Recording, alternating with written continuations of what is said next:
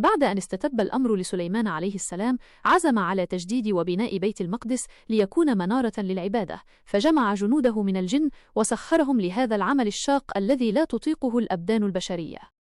انقسمت طوائف الجن في هذا المشروع إلى فرق متخصصة، فكانت طائفة تغوص في أعماق البحار لاستخراج اللالئ والجواهر النفيسة، وطائفة تقطع الصخور الضخمة من الجبال وتنحتها بدقة متناهية، وطائفة أخرى تجلب الأخشاب النادرة والذهب والفضة من أقاصي الأرض.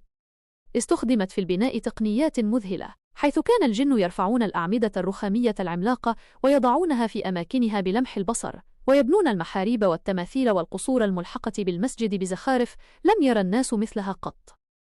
كان سليمان يشرف بنفسه على كل تفصيلة، يجلس في محرابه مراقبا سير العمل لضمان الدقة والإتقان، وكان الجن يعملون في صمت رهيب وخشية بالغة، لا يجرؤ أحدهم على التوقف أو الالتفات حتى تم تشييد صرح عظيم يلمع كالشمس من شدة الذهب والجواهر التي زينت جدرانه.